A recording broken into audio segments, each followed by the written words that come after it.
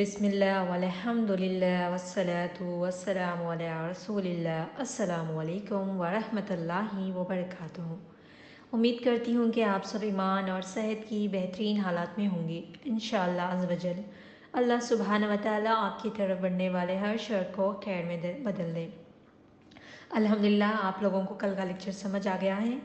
آج ہم نماز کی شرائط اور نماز کس چیز سے ٹوٹ جاتی ہے اور وضو کے ٹوٹنے کی وجہ دیکھیں گے انشاءاللہ۔ پہلے ہم دیکھتے ہیں نماز کی شرائط۔ نماز کی 7 شرط ہیں۔ پہلا، بدن کا پاک ہونا، جیسا کہ کل ہم نے پڑھا تھا۔ بدن کا پاک ہونے سے مراد طہارت، اور اس کی 2 قسمیں ہیں الحمدللہ، وہ سب کو آپ کو سمجھ آ گئی ہے۔ پہلا، بدن کا پاک ہونا، باہر تھوڑا ڈسٹربنس ہو گیا۔ دوسرا، کپڑوں کا پاک ہونا، یعنی کہ آپ کے کپڑے پاک و صاف ہونی چاہیے۔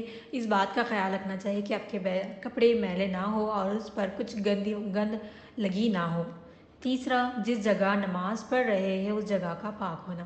آپ جس جگہ نماز پڑھتی ہیں نا اس کو پاک صاف کر لیں، یعنی کہ صاف کر لیں، کہیں کوئی چیزیں گری پڑی نہ ہو اور کوئی کچرا وغیرہ پانی وغیرہ نہ ہو۔ اس طرح اگر کچھ ہو اس طرح تو پہلے اس کو صاف کر لیں۔ چوتھا، نماز کا مقرر وقت ہونا ضروری ہے، ٹھیک ہے۔ وقت پہ نماز پڑھنا چاہیے کہ نماز کا وقت ہو۔ نماز کے وقت سے پہلے آپ نے نماز نہیں پڑھنی، اور وقت پر نماز پڑھنی ہے، اور اول وقت پر نماز پڑھنی ہے۔ اذان کے ساتھ نماز پڑھ لے، اول وقت میں نماز ہو جائے گی۔ اور کبھی ایسا بھی ہوتا ہے کہ نماز کا وقت، اگر ظہر کی نماز دیکھیے 1 بجے ہے، اس کا ٹائم 12:30 یا کچھ اس طرح سے سٹارٹ ہوتا ہے، لیکن ایک وقت مقرر کر اس کا ایک وقت ہوتا ہے، 1 بجے اذان دی جاتی ہے۔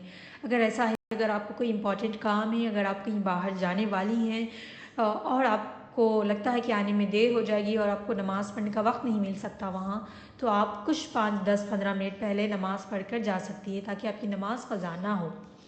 5واں، ستر چھپانا اور سپر چھپانا، یعنی کہ اپنے آپ کو کتنا کور کرنا چاہیے۔ عورت کے لیے صرف چہرہ دکھائی دینا چاہیے، اور ہاتھ یہاں سے پام یعنی کہ ہتھیلی سے ہاتھ دکھنے چاہیے، اور پیر دکھنے چاہیے۔ پیر ٹخنوں کے اوپر نہیں ہونا چاہیے، جو ہمارے ٹخنے ہوتے ہیں نا اس کے اوپر آپ کا شلوار نہیں ہونا چاہیے، اس کے نیچے ہونا چاہیے۔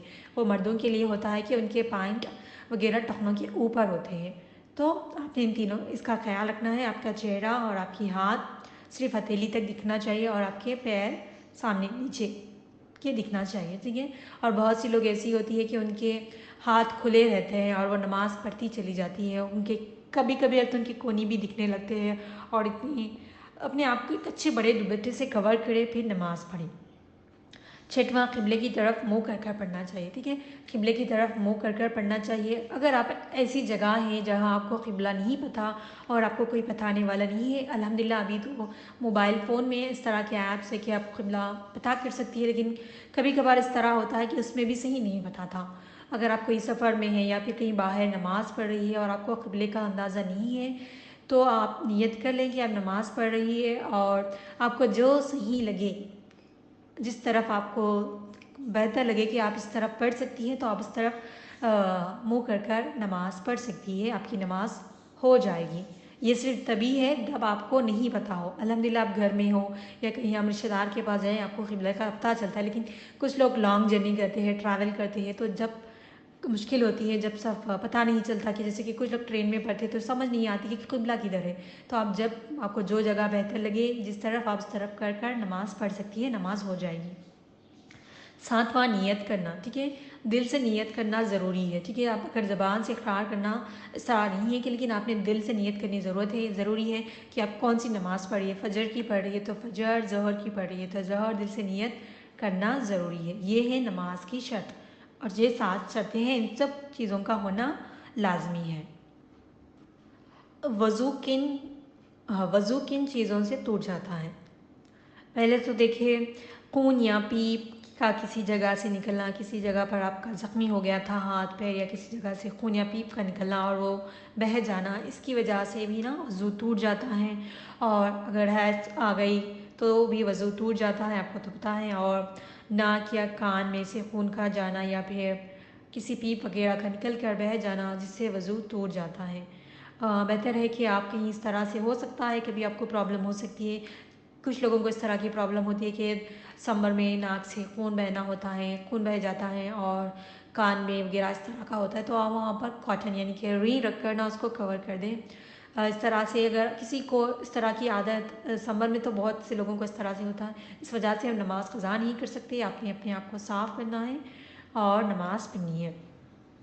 और अगर आँख में किसी की वजह से आंसू जारी हैं, ठीक है, पानी बह जा रहा है, अगर लगातार बह रहा है किसी वजह से, किसी बीमारी की वजह से, तो इस तरह से भी आप नमाज़ पढ़ सकती है, वज़ू नहीं टूटेगा। क्योंकि अगर हम इस तरह नहीं हो सकता कि अगर हमारी आंखों से आंसू जा रहे हैं फिर हम उसको बार बार, यानी कि किसी कुछ बीमारी होती है इस तरह से, मैंने देखा है कि आंखों से आंसू बहते जाते रहते हैं, इस वजह से बार बार हम वज़ू नहीं बना सकते। जैसे कि अब नमाज़ स्टार्ट की, आपकी एक रकात में आंसू बह गए, दूसरी रकात में बह रहे, तो हम एक एक रकात में वज़ू बनाएंगे भी तो हमारा पॉसिबल नहीं है।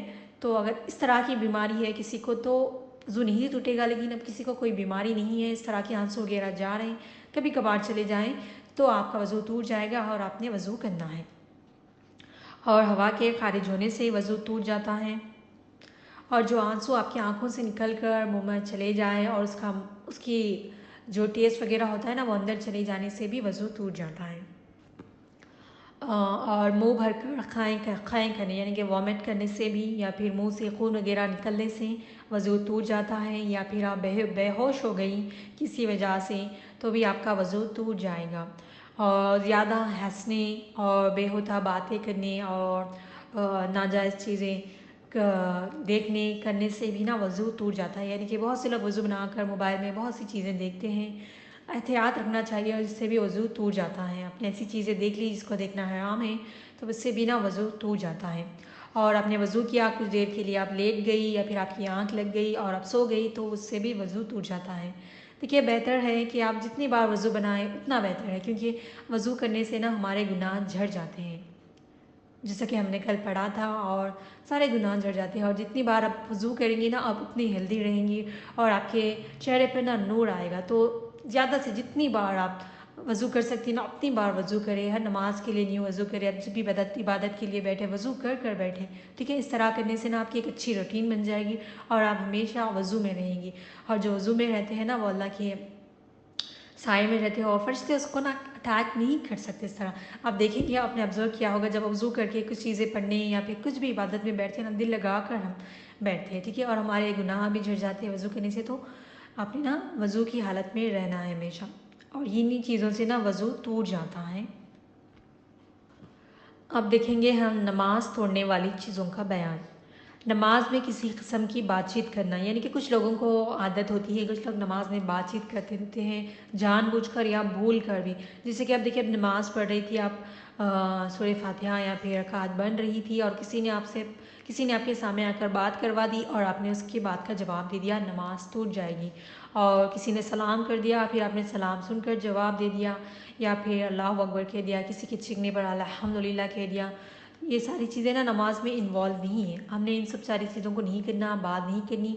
अल्हम्दुलिल्लाह बहुत से लोग करते नहीं है, बहुत कम लोगों की आदत होती है, इससे ना नमाज टूट जाती है। क्योंकि नमाज में हमें फ़ोकस के साथ नमाज पढ़नी होती है, किसी का जवाब देना या फिर कुछ करना की हमें इजाज़त नहीं है।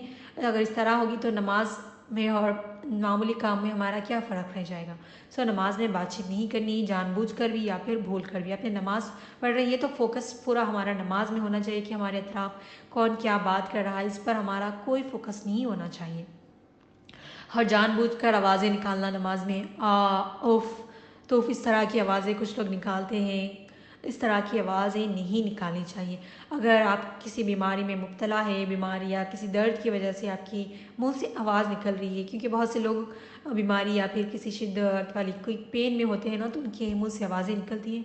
अगर इस तरह हैं तो ये छोटी मोटी गलतियाँ आपकी माफ़ हो जाएंगी, क्योंकि आप बीमारी की हालत में थी। लेकिन अगर आपने जानबूझकर इस तरह की हरकतें की तो आपकी नमाज फासिद यानी कि टूट जाएगी। हर नमाज के अंदर खाना पीना फासिद है। नमाज के अंदर कुछ लोग ऐसा करते हैं कि 4 रकात नमाज़ पढ़ ली, 2 रकात नमाज़ पढ़ ली, फिर कुछ खा पी लिया, फिर अगर नमाज़ कंटिन्यू करी और वो मुंह में रहता है और उसको चबाने भी लग जाते हैं नमाज में। इस तरह करने से भी नमाज टूट जाती है। अगर आपके मुंह में कोई चीज़ है और वो चने की दाल, चना होता है ना, छोटा सा चने की दाल कितनी होती है, बस थोड़ी सी, इतनी सी होती है, डॉट बराबर, अगर उससे ज़्यादा ہو تو آپ کی نماز ٹوٹ جائے گی۔ اگر بہت سی کم چھوٹی موٹی چیز بہت کم اس سے کم ہو تو نماز نہیں ٹوٹے گی، لیکن آپ نے نا خیال رکھنا ہے۔ عام طور پر تو ہم اس طرح نہیں کرتے، لیکن افطار کے بعد جب ہم نماز پڑھنے بیٹھ جاتے ہیں یا پھر سحر کے بعد نماز کے لیے اس طرح بیٹھ جاتے ہیں تو آپ نے خاص خیال رکھنا ہے اور اچھے سے کلی وغیرہ کر کے نماز ادا کرنی ہے، کیونکہ اس سے وجہ سے نا ہماری نماز ٹوٹ جائے گی اگر ہم نے اس کو نگل لیا اور دانتوں سے خون نکلا اور نگل گئے اور الگ کے اندر چلا گیا، اس سے بھی نماز فاسد ہو جائے گی، یعنی کہ نماز ٹوٹ جائے گی۔ اور اور کچھ لوگوں کی نا کھجانے کی عادت ہوتی ہے، کھجلی ایچنگ کرنے کی یا پھر اپنے آپ کو سہلانے کی، اس طرح کی عادت ہے۔ کچھ لوگ اپنے آپ کو سہلاتے رہتے ہیں نماز میں کہ اپنے آپ کو اس طرح کور کرتے رہتے ہیں، اپنا ڈریس کو صحیح کرتے رہتے، اس طرح کی حرکتیں نہیں کرنی چاہیے۔ ہم اللہ سبحانہ و تعالیٰ کے سامنے ٹھہر کر نماز پڑھ رہے ہیں، ہم اپنے آپ کو ڈریس کے صحیح کرنے، اس طرح کی چیزیں نہیں کرنی چاہیے ہمیں۔ اور اگر آپ نے کھجلی کی یا وغیرہ کسی وجہ سے آپ نے کھجلی کی ایک رکعت میں، اگر آپ پوری نماز میں آپ نے 1 یا 2 بار کر لی، اٹس اوکے، اس سے نماز فاسد نہیں ہوگی، لیکن ہر رکعت میں آپ کھجا رہی ہے، کچھ نہ کچھ کر رہی ہے، بہت ریپیٹ کر رہی ہے اسی چیزوں کو، تو اس سے آپ کی نماز ٹوٹ جائے گی۔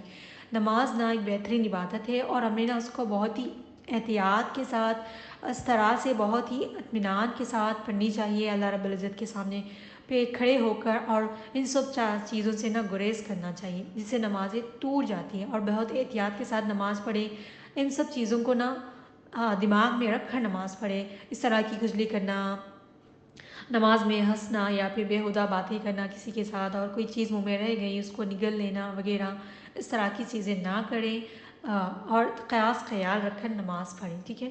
اللہ سبحانہ و تعالی ہم سب کو بہت ہی بہترین نماز پڑھنے والوں میں سے بنائے، اور سب چیزوں پر جو کچھ سنا ہے اس پر عمل کرنے کی توفیق عطا فرمائے اور دوسروں تک پہنچانے کی توفیق عطا فرمائے۔ اللہ ہم سب کے لیے آسانی کرے اور ہمارے وقت میں برکت عطا فرمائے، اور اس رمضان کو ہمارے لیے سب سے بہترین رمضان بنائے اور ہم سے زیادہ عبادتیں کرنے کی توفیق عطا فرمائے، تاکہ ہم اس رمضان بہت ساری عبادتیں کریں اور بہت ساری دعائیں کریں اپنے لیے اور سب کے لیے، تمام امت مسلمہ کے لیے دعائیں کریں۔ آمین ثم آمین۔ جزاک اللہ خیر۔ السلام علیکم ورحمۃ اللہ وبرکاتہ۔